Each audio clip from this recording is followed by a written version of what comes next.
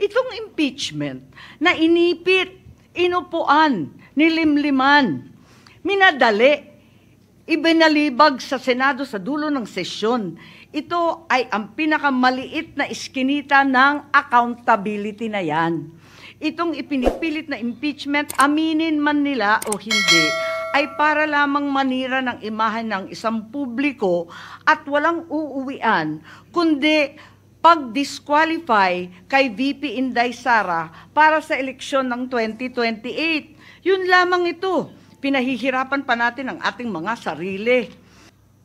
With 18 affirmative votes, 5 negative votes, 0 abstention, the motion of Senator Cayetano is carried. What is the pleasure of Senator Judge Tolentino? Mr. President, my affirmative vote is subject to my qualifying, continuing, firm stand that the acts of the 19th Congress's impeachment trial court cannot be carried over to the 20th Congress. It has reference to the number 2 paragraph of the amended Senator Judge Cayetano's motion, amending Senator De La Rosa's motion. Please have the said be part of the records of this trial court. Naniniwala po ako na hindi po talaga pwede at dapat tumawid. Salamat po, Mr. Presiding Officer. Duly noted and entered into the records, Senator Estrada. Senator Judge Estrada, you may proceed, sir. Thank you, Mr. President. Mr. President, having previously served 2 terms in the Senate and participated in an impeachment proceeding in the past, I can confidently say that I am no longer inexperienced when it comes to handling matters related to the impeachment process. Mr. President, Mr.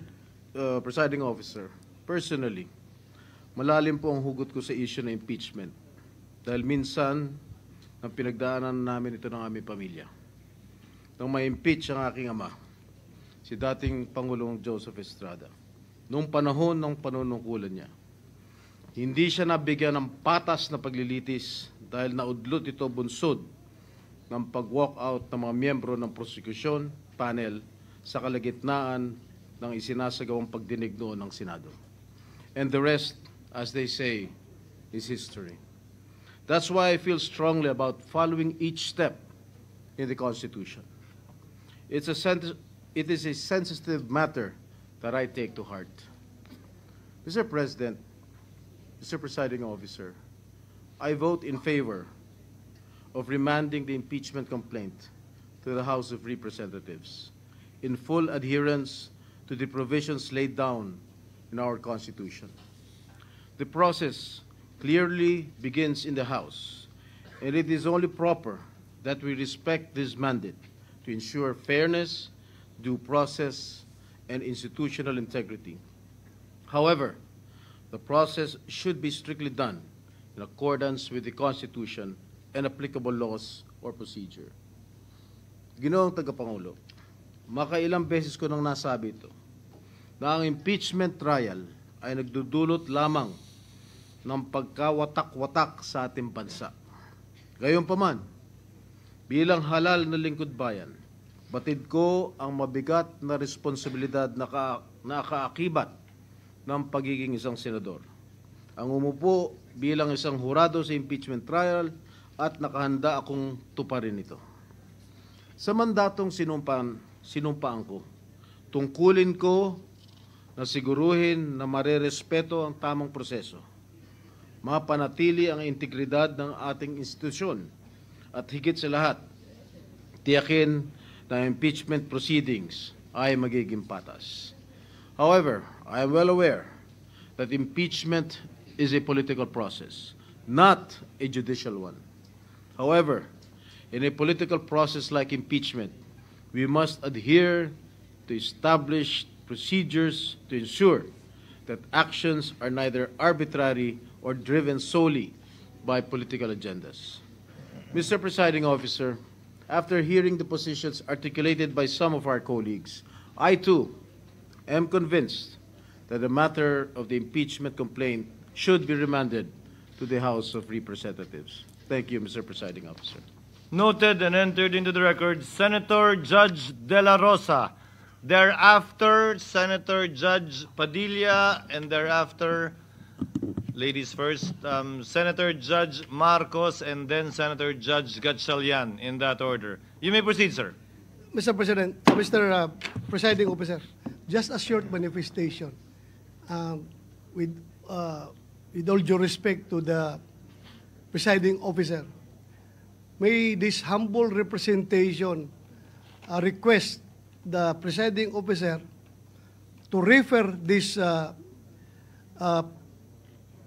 motion as motion of Senator Bato de la Rosa as amended by Senator Cayetano, because the way you said it, Mr. President, this is the proposal of Senator Cayetano only. I am already forgotten. So I just would like to manifest that, please don't forget me, Mr. President. Noted Thank you, and entered into Mr. the Presiding records. Officer. Senator Padilla. You may proceed, sir. Maraming salamat po, aming tagapangulong pinunong hukom. Gusto ko lamang pong lagay sa talaan ng ating bulwagan na ako po ay katulad ni Senator Tolentino ay naniniwala po na hindi na po dapat tumawid pa sa susunod na Kongreso ang impeachment. Yun lamang po. Maraming salamat po. Thank you, Senator Judge Padilla. With the indulgence of Senator Judge Marcos and Gatchalian, the chair would like to insert in between the manifestations or explanations of vote from the members of the minority. So, Senator Ontiveros, would you like to make your manifestation? Thereafter, Senator Judge Marcos. You may proceed, ma'am. Salamat po, Mr. Presiding Officer. I strenuously vote no to the motion. The wording of the approved motion introduces unnecessary ambiguity to the already politically charged proceedings. Ang return po ay pagsauli o pagbalik. Sa usapin ng judiciary, nire-remand ang kaso pabalik sa lower court for further proceedings.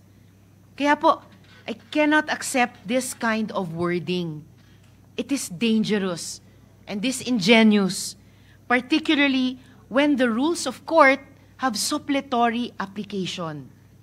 The same purpose could have been achieved by merely asking the House prosecutors to file a compliance and clarify certain issues.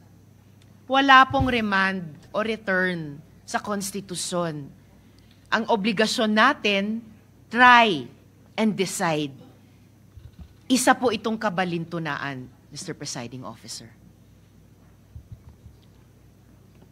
Noted and entered into the record, Senator Judge Marcos. You may proceed, ma'am. Yes, maraming salamat sa ating presiding officer. Sang-ayon po ako sa motion ni Senator Judge De La Rosa at Senator Judge Cayetano, basta't maliwanag na ititigil ang proseso hanggat di natutupad ang dalawang kondisyon na sinaad ng ating amendment. Ang sabi, accountability? Accountability ba talaga? May dalawang SKL ako dyan. Una, SKL, share ko lang. Share ko lang na si VP Inday Sara ay sinampahan ng kaso sa Komisyon ng Audit, ang COA, sinampahan ng kaso sa Supreme Court, sinampahan ng kaso sa iba't iba pang korte, sinampahan ng kaso ng Department of Justice, pati na rin ng PNP, at sinampahan ng kaso ng disbarment.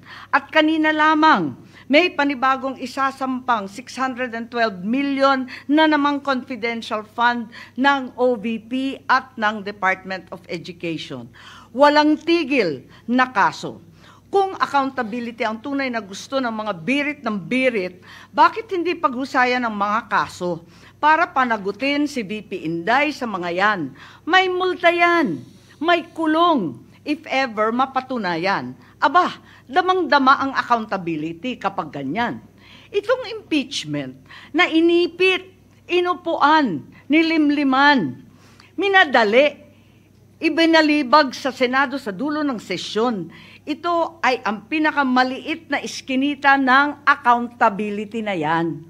Itong ipinipilit na impeachment, aminin man nila o hindi, ay para lamang manira ng imahen ng isang publiko at walang uuwian, kundi pag-disqualify kay VP Inday Sara para sa eleksyon ng 2028. Yun lamang ito. Pinahihirapan pa natin ang ating mga sarili.